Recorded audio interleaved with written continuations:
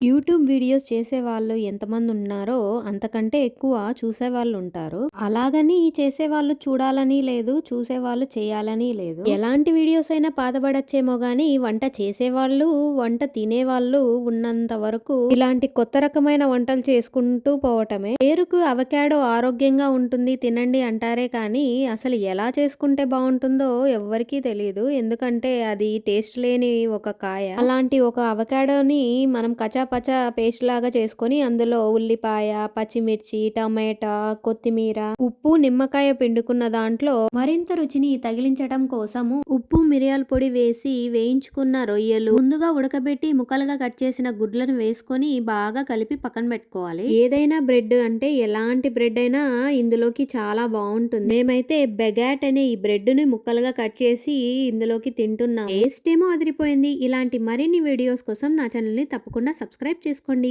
Bye.